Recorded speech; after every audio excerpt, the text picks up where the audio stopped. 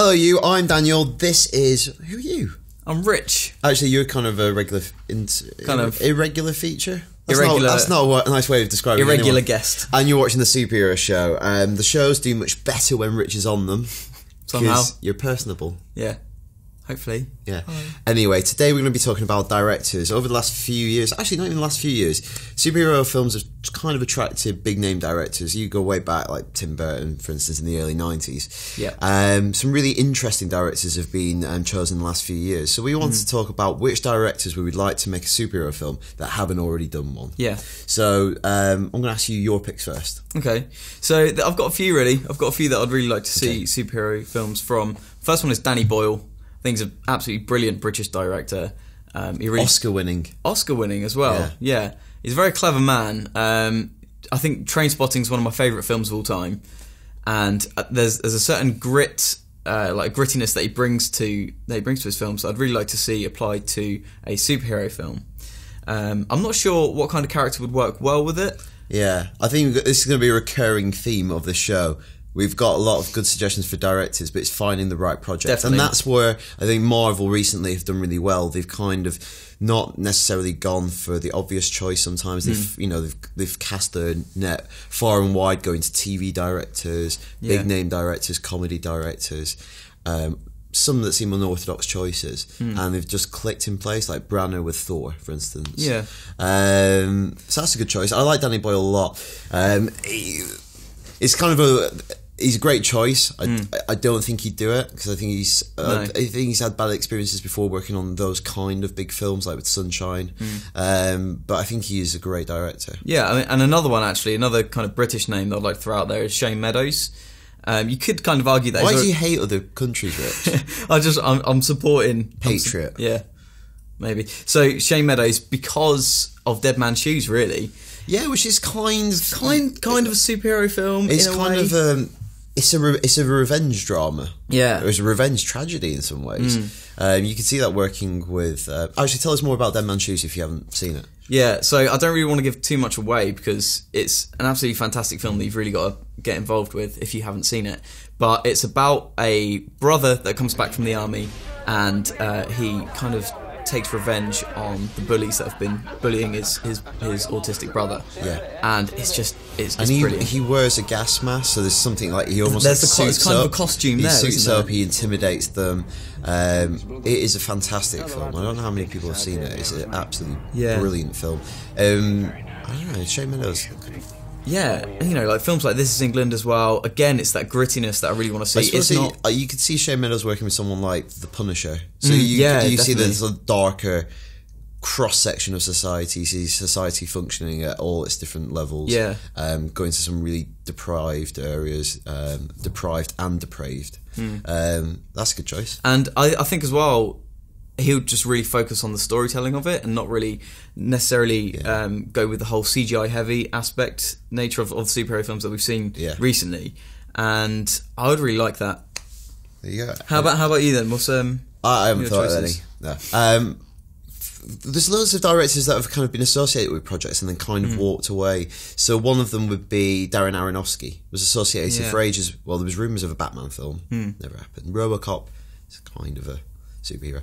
And then the Wolverine. He walked off the Wolverine for various kind of reasons. He didn't want to be out of the country for that long. I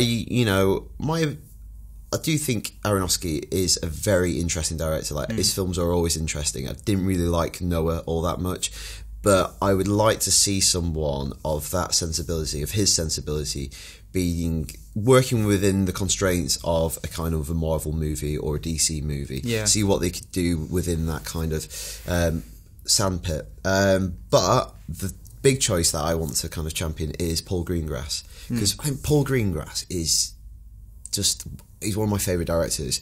Again, British because we just racist. I just think he's so smart filmmaker. Yeah. But he's not against taking on action.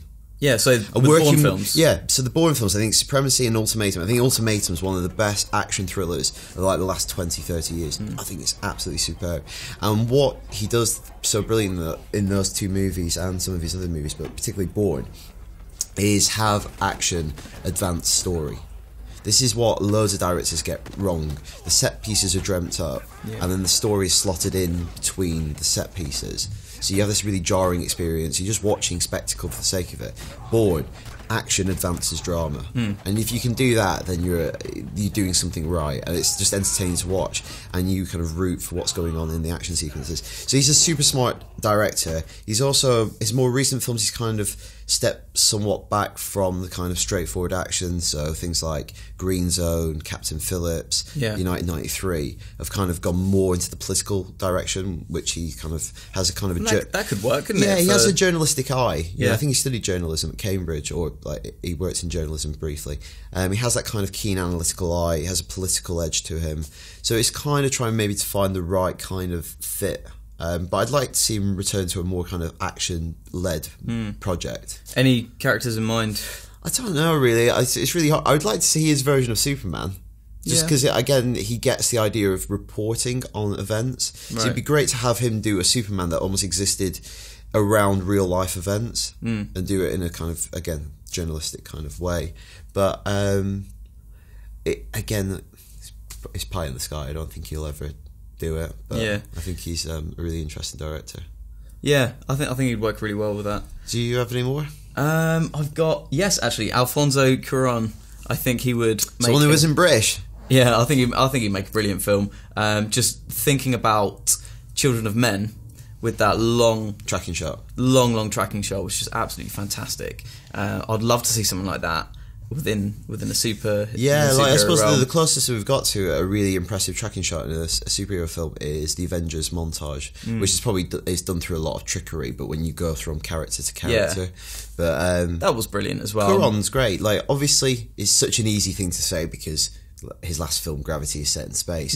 But to see someone who understands effects in that kind of manner take on a film like if they did a Silver Surfer movie, to apply the same kind of principles and technology that he mastered on Gravity and transplant it to a cosmic Marvel movie would just be mind-blowing. Yeah, exactly. It'd be fantastic. And he uses a lot of symbolism in his films as well. And I think superhero films are all about symbolism and, for example, like Batman is a symbol, isn't he? So the whole idea is iconography and, Oh, getting deep, Rich. I know. It's like Newsnight Review. Are there any directors that you feel would have been good for a superhero film that have made one that's not been too good? Because I've definitely got someone in mind. Right, go for yours. Michel Gondry. Green Hornet. I've not seen it. We've got a Blu-ray of it. We've got it there. You might not be able to see that. We don't have the best DVDs in the background, you might have noticed. But I think Eternal Sunshine of the Spotless Mind, one of my favourite films of all time again. Absolutely love it. Love his style. Love his art direction, everything like that. But I don't think the Green Hornet really paid off for me. There's one standout scene in that which is fantastic, where he's going into a diner and then it splits into two, and then you're watching both screens at the same time, and then they split into two, and then it just carries on like that. You've got like a massive kind of split screen effect going on, multiple screens going on, and it's just very clever the way he does it because it's like unbroken shots, and you're kind of thinking, how is he doing this? Because it looks like it's only just one camera going each time. But I don't feel like he made a good superhero film, and I feel like he would have done. So maybe that's a bum note to end on, Rich. Well, he's rubbish. That's what you said. Yeah. I would like to see James Cameron's Spider-Man. This is another topic for another day, but like the superhero films that never were. Yeah. But Cameron did loads of pre-production on Spider-Man and that never happened. Anyway, so we're going to pass it over to you. Have you got any directors that you think would be absolutely perfect for a particular character? Maybe a lot of the DC slate that's coming up in the next few years. Send in your suggestions of what directors you'd like to see take on some of these characters. Yeah. And we'll follow up in a future show and maybe like illustrate it in some ways. Or even if you've got any characters for the directors that we mentioned in the show. Or anything. Just anything. Anything superhero. IGN_UK feedback at IGN.com, which is a rubbish email address. Yep. Certainly is. I'll change it one day. Anyway, until next week. Goodbye. Goodbye.